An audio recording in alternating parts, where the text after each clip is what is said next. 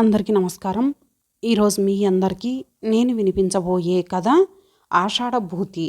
రచయిత వి సీతారామదాస్ గారు. ఇక కథలోకి వెళితే, ఆనందరావు ఒక అభ్యుదయ రచయిత. సంఘంలోని దురాచారాలను, ముఖ్యంగా స్త్రీల పట్ల జరిగే అత్యాచారాలను ఘాటుగా విమర్శిస్తూ ఉంటాడు.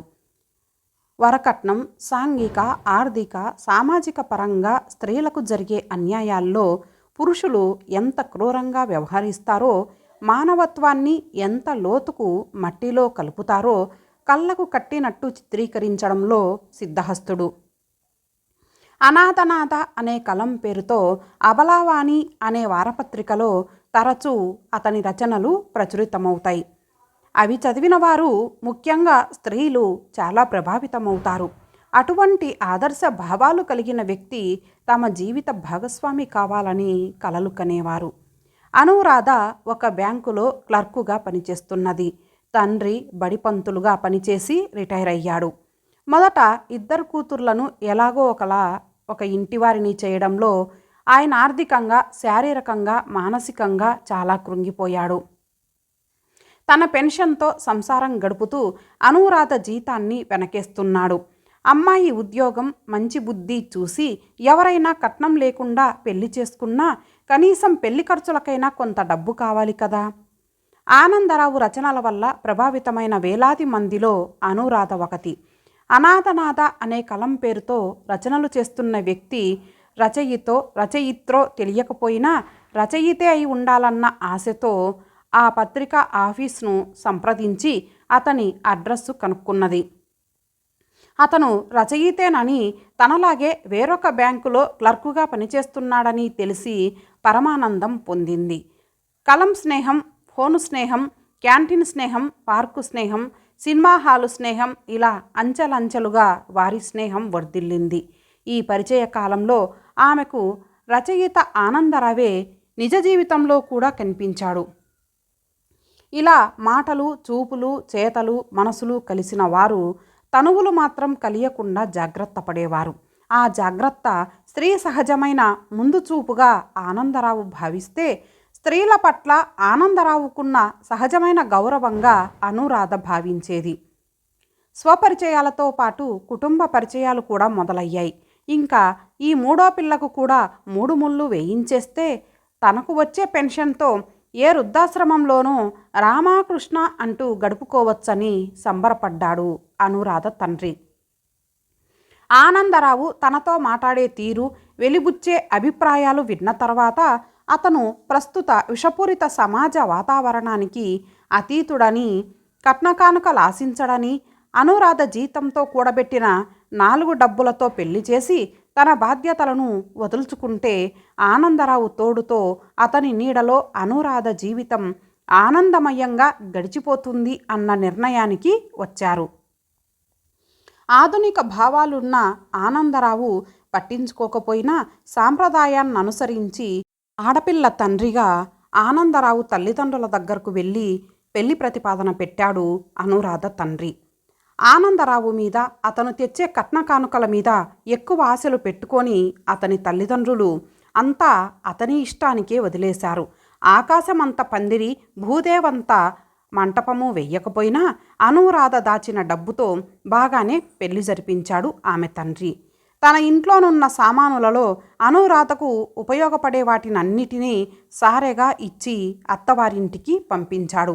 నూతన దంపతులు 1 వారం రోజులు సెలవు తీసుకొని హనీమూన్ పూర్తి చేసుకుని వచ్చారు. ఆనందరావు ఉంటున్న ఇల్లు బ్రహ్మచారి కొంప అయినా ఫ్యామిలీ ఉండడానికి అన్ని వసతులు ఉండడం వల్ల అందులోనే కంటిన్యూ చేయడానికి నిశ్చయించారు. ఆ రోజుతో ఇద్దరి సెలవులు పూర్తయిపోయాయి. డ్యూటీలో జాయిన్ కావాలి. అనురాధ ఉదయం 6 గంటలకే లేస్తూ, ఆనంద్, ఈరోజు మనం డ్యూటీకి వెళ్ళాలి లే అని లేపింది. అబ్బా అను, అప్పుడే లేవాలా? ఇంకా నిద్ర వస్తున్నది. నువ్వు వంట చేసి 9 గంటలకు లేపు అంటూ మళ్ళీ ముసుగు తన్నాడు. కొత్త పెళ్లి కొడుకు కదా, రాత్రంతా నిద్రలేదు కదా అనుకొని ముసిముసి నవ్వులు నవ్వుకుంటూ పనులు మొదలెట్టింది అనురాధ. తనకు కూడా నిద్ర లేదన్న సంగతి ఆమెకు ఆ సమయంలో గుర్తు రాలేదు. 9 గంటలకు లేపితే స్నానం చేసి భోంచేసి ఆఫీస్కు వెళ్ళడానికి తయారవుతున్నాడు ఆనందరావు. అద్దంలో చూసుకొని తల దువ్వుకుంటూ తన వెనుకనే నిలబడిన అనురాధతో, అను, ఈరోజు సాయంకాలం వచ్చేటప్పుడు నీ అకౌంటులోంచి 10,000 రూపాయలు తీసుకురా. నా దగ్గర కొంత ఉంది. ఒక స్కూటర్ కొనుక్కుంటే ఇద్దరము ఆఫీస్కు వెళ్ళడానికి సదుపాయంగా ఉంటుంది. నా అకౌంట్లో 10,000 ఎక్కడివి ఆనంద్? అదేంటి, నువ్వు ఇన్నాళ్ళై ఉద్యోగం చేస్తున్నావు కదా, నీ జీతమంతా ఏమయ్యింది? ఆడది, అందులో కన్న కూతురి సంపాదన తినేటంత నీచుడా మీ నాన్న? నా జీతం మా నాన్న తెచ్చే వేన్నీళ్లకు చన్నీళ్ళై మా ఇద్దరు అక్కల పెళ్ళిళ్లకు ఖర్చయినది. తర్వాత కొంచెం నిల్వ చేస్తే మన పెళ్ళికి ఖర్చయ్యింది. అయినా ఆడదాని సంపాదన ఆశించడం ఎంత నీచమో ఎన్నో రచనలలో చెప్పిన నీవు ఇప్పుడు నాతో హాస్యమాడుతున్నావనుకుంటాను. అను, హాస్యాలు, సరదాలు, సరసాలు రాత్రిళ్ళు కానీ పగలు కాదు. సంసార రథానికి భార్యాభర్తలిద్దరూ చక్రాల్లాంటి వారైనప్పుడు అవకాశం ఉంటే ఇద్దరూ సంపాదించి ఆ రథాన్ని సాఫీగా నడపడానికి సహాయపడాలి కదా. పెళ్ళైన తర్వాత భార్య బరువు బాధ్యతలను స్వీకరించిన భర్తకు అవకాశం ఉన్నప్పుడు భార్య సహాయపడాలి. తప్పేముంది? భార్య సంపాదించి ఉంటే భర్త సంసారం గురించి ఖర్చు చేయడం తప్పనను. అసలు ఆడది తన సంపాదన తన సంసారం గురించి ఖర్చు పెట్టకుండా ఏం చేసుకుంటుంది? కానీ భార్య సంపాదనే పరమావధి అని, దానివల్ల తన అవసరాలు గడుపుకోవాలని అనుకోవడం సభ్యత, సంస్కారం అనుకోను. చూడు, సభ్యత, సంస్కారం గురించి నీవు నాకు చెప్పనక్కర్లేదు. ఎప్పుడైతే మగవాడు ఆడదానికి ప్రేమ, రక్షక, సాంఘిక గౌరవం లాంటివి కల్పించడానికి తాళి కడతాడో అప్పుడే అతనికి ఆమె మీద, ఆమె సంపాదన మీద సర్వాధికారాలు వస్తాయి. సరే ఆనంద్, మా నాన్న నా సంపాదన మీద ఆశ పెట్టుకోవడం లేదు. నువ్వు అధికారంతో అడిగినా అడగకపోయినా ఇక ముందు నా సంపాదన కూడా అంతా మన సంసారానికే ఖర్చు పెడదాం. కానీ తాళి కట్టించుకున్నందుకు ఆ రుణం తీర్చుకోవడానికి ప్రతి ఆడది తన సంపాదన భర్తకివ్వాలి అన్నావు కదా. అలాంటప్పుడు ఉద్యోగాలు చెయ్యని భార్యలు తమకు భర్తల ద్వారా లభించిన ప్రేమ, రక్షణ వగైరాలు ఏం ప్రతిఫలం ఇస్తారు? ఇక్కడ ప్రతిఫలం ఇవ్వడం, పుచ్చుకోవడం అన్న సమస్యే లేదు. భార్య సంపాదన మీద ఒక్క భర్తకే సంపూర్ణ అధికారం ఆటోమేటిక్గా వస్తుంది. పెళ్లి కాకముందు సంపాదనపై కూడా. ఎందుచేతనంటే ఏ తండ్రి తన కూతురి సంపాదనతో పబ్బం గడుపుకోవాలని చూడకూడదు. అందుకే నేను మీ నాన్నను ఏమీ కట్న కానుకలు అడగలేదు. ఎలాగూ నీ సేవింగ్స్ ఉంది కదా అని. మరొక్క విషయం, ఉద్యోగం చేసి సంపాదించినా ఏ సంపాదన లేకపోయినా భర్త కనుసన్నలలో మెలుగుతూ ఆయన అవసరాలను, ఇష్టాలను తీర్చడం భార్య ధర్మమని గుర్తుంచుకో. గడిచిన చరిత్ర ఇదే చెప్పింది. ఇప్పటి చరిత్ర ఇదే చెబుతున్నది. ఇక ముందు చరిత్ర కూడా ఇదే చెబుతుంది. అది కాదు ఆనంద్, నువ్వు రాసిన జోడెద్దులు అనే కథలో స్త్రీల స్థానాన్ని చక్కగా వివరించావు. ఆమె ప్రకృతి మాత ప్రతినిధి అని, సృష్టి కార్యానికి మూలం అవడం వల్ల ఈ ప్రపంచం యొక్క అస్తిత్వానికి ఆధారమని, ఆమె లేకపోతే సృష్టికి అంతం తప్పదని అన్నావు.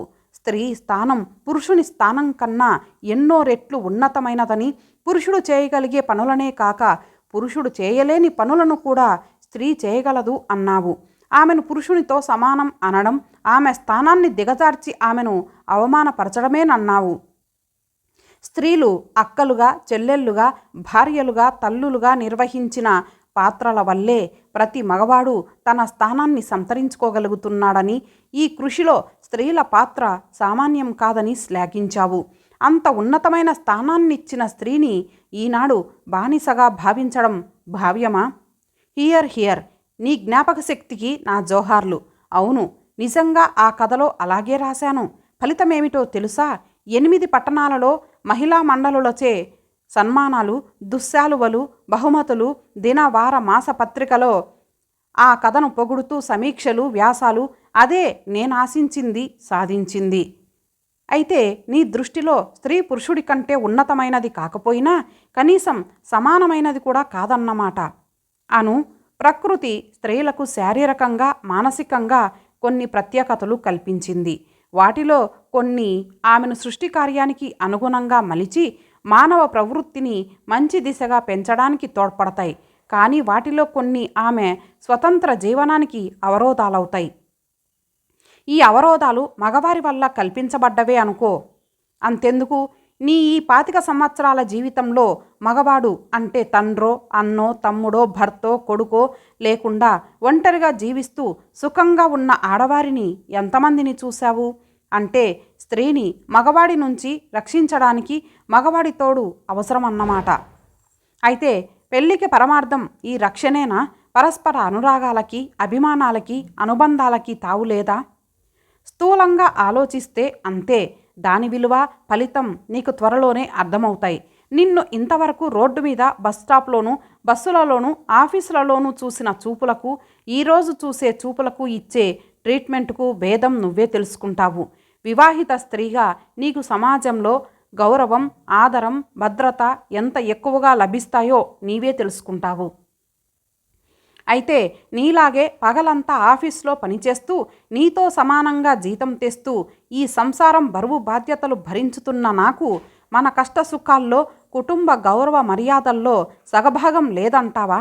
ఒక చక్రం మీద ఎక్కువ బరువు మోపడం రెండో చక్రానికి న్యాయమా? 2 చక్రాలు బండి భారాన్ని సమానంగా మొయ్యాలి కదా. నీ మనసులో ఉన్న మాట సూటిగా అడుగు. నేను నిన్ను పెళ్లాడినందుకు, నీ సేవలు చేస్తున్నందుకు, నీ ఇష్టాల్ని తీరుస్తున్నందుకు నాకు సాంఘిక రక్షణ, భద్రత ఇంకా ఏవేవో కల్పిస్తున్నాను అన్నావు. అటువంటప్పుడు నా జీతం నీకు ఎందుకు ఇవ్వాలి? లేదు అంటే నువ్వు కూడా నాలాగే ఇంట్లో పనిచేయి అంటావు. ఉదయం నువ్వు నన్ను లేపినప్పుడే అనుకున్నాను నీ మనసులో అలాంటి ఆలోచనే ఉన్నదని. అబ్బే, అది కాదు ఆనంద్. చూడను, కొందరు తప్పక చేయాలి. అలా చేయడం వారి విధి. అలా చేస్తేనే రాణింపు. నా రచనా వ్యాసంగం, ఇతర వ్యాపకాల వల్ల నేను రాత్రిళ్ళు లేటుగా పడుకొని ఉదయం 9కే లేస్తాను. అంచేత ఈ రోజులా ప్రతిరోజు జరగాలి. మరొక మాట, నువ్వు కూడా పాపం ఉద్యోగం చేస్తున్నావు కదా అని ఏమైనా లోటుపాట్లుంటే సర్దుకుపోతాను అనుకోకు. నా సుఖం, సంతోషం, ఆనందంలో ఏ లోపం జరిగినా సహించను. ఉద్యోగం చేస్తున్నా నువ్వు కూడా అందరు ఆడవాళ్ళలాగే మెలగాలి. ఏవేవో ఊహించుకొని లేనిపోని ఆశలు పెట్టుకోకు. అయితే స్త్రీ స్వాతంత్ర్యము, ప్రాముఖ్యత, సమానత్వము మొదలైన ఆదర్శాల గురించి నీవు రాసినవన్నీ అదిగో మాటిమాటికి ఆ రాతల ఊసు ఎత్తవద్దన్నానా? ఆ రాతల ఆశయమేమిటో ఇందాకే చెప్పాను కదా. మాటలను చేర్చి వాక్యాలు, వాక్యాలను చేర్చి కథలు అల్లడంలో నేర్పు చూపించి ఏదో రాస్తాం. అదొక వృత్తి. దానికి ప్రతిఫలం డబ్బు, కీర్తి, పేరు, ప్రతిష్ట. కానీ ఆ రాసిన ఆదర్శాలు, ఆశయాలు అమలుపరచాలంటే జరిగే పనేనా? అంటే ఆత్మవంచనతో డబ్బు కోసం అలా రాశావన్నమాట. నీ రాతలలో నిజాయితీ లేదన్నమాట. చెప్పానుగా అంతేనని. మరొక విషయం ఆలోచించు. రోజు మనం బ్యాంకులో లక్షలకు లక్షలు ఇస్తుంటాం, పుచ్చుకుంటూ ఉంటాం. ఆ డబ్బంతా మనదేనా? కాదే. అలా ఇచ్చి పుచ్చుకోవడానికి మనకి బ్యాంకు జీతం ఇస్తుంది, అంతే. ఆదర్శాలు, ఆశయాలు, ధర్మసూక్ష్మాలు చెప్పడమన్నా ఇంతే. రాయడం, చెప్పడం, పేరో డబ్బో ఏదో సంపాదించుకోవడం అంతవరకే. మీ రచనల వల్ల స్త్రీలు ఎంత ఉత్తేజితులై రంగురంగుల కలలు కంటూ తమ భావి జీవితం మీద ఎటువంటి ఆశలు పెంచుకుంటున్నారో తెలుసా? తెలుసు. అలా ఎంత చక్కటి రంగురంగుల కలలు కనేటట్టు చేయగలిగితే అంత గొప్ప రచయితనన్నమాట. అంతవరకే. చూడు, తాపీ మేస్త్రి ఇటుకలను రకరకాలుగా పేర్చి అందమైన మేడ కడతాడు. వడ్రంగి, రంగుల వాళ్ళు అంతా దాన్ని బాగా అలంకరిస్తారు. దానికి వాళ్లకు కూలి ముడుతుంది. కానీ వాళ్ళు దానిలో నివసించరు కదా. ఇది అంతే. ఈతలు మాటల మేడలు కడతారు, కానీ దాంట్లో నివసించరు. తను ఆచరించనప్పుడు ఆదర్శాలు, ఆశయాలు వల్లించి ప్రజలను మోసం చేయడం తప్పు కాదా? తాను చెప్పినవి ఆచరించడం అతని ధర్మం కాదా? అలా చెయ్యనప్పుడు ప్రజలకు అతని రచనల వల్ల ఏం ప్రయోజనం చేకూరుతుంది? పిచ్చి అను. డాక్టర్ ఆరోగ్య సూత్రాలు నేర్చుకుంటాడు, వల్లె వేస్తూ ఉంటాడు, అంతమందికి చెబుతుంటాడు. కానీ ఎంతమంది డాక్టర్లు సిగరెట్టు కాల్చడం, మందు కొట్టడం మానేసి తమ ఆరోగ్యాన్ని కాపాడుకుంటున్నారు? అసలు వారు తాము చెప్పే ఆరోగ్య సూత్రాలు పాటిస్తే వారికి రోగాలు, మృత్యువు రాదు కదా. అలాగే లాయర్లున్నారు. చట్టాలు, న్యాయం, అన్యాయం అన్నీ వారికి తెలుసు. కోర్టులో వాదిస్తారు. కానీ తమకు తెలిసిన న్యాయాన్నే అనుసరిద్దామనుకుంటే ఎంతమంది తమ వృత్తిలో రాణిస్తారు? అలా నమ్ముకున్న వారి ప్రాక్టీసు చట్టబండలే అవుతోంది కదా. చూడు అనురాధాదేవి, ఇప్పటికే చాలా చర్చలు జరిపాము. మన మనసులలోని భావాలను విప్పి చెప్పుకున్నాము. నా మనసులోని భావం నీకు పూర్తిగా అర్థమై ఉంటుంది అనుకుంటాను. ఇంకా వివరంగా విప్పి చెప్పడానికి నాకు ఓపిక, టైము లేవు. అందుచేత ఏం చేస్తావో, ఎలా తెస్తావో, మీ నాన్న ఇంటి నమ్మి తెస్తావో నాకు తెలియదు. తన పెన్షన్ పెట్టుకొని ఏదో అద్దె కొంపలో పడి ఉంటాడు. ఆ డబ్బు తీసుకురాకపోతే అడిగినప్పుడు డబ్బు తీసుకురాని భార్యలను భర్తలు ఏం చేస్తారో నేను నా నోటితో చెప్పను. నా నవలలు, కథలు ఎన్నో చదివావు కాబట్టి నీకు ఆలోచిస్తే తప్పక అర్థమవుతుంది అంటూ విసురుగా బయటకు వెళ్ళిపోయాడు ఆనందరావు. ఆదర్శాల వలలో తాను ఎలా చిక్కుకుపోయి మోసపోయిందో ఆలోచిస్తూ బ్యాంకుకు వెళ్ళడం కూడా మర్చిపోయి కూలబడిపోయింది అనురాధ. ఇంతటితో ఈ కథ సమాప్తం. మరలా మరొక మంచి కథతో కలుద్దాం. అంతవరకు సెలవు. నమస్తే.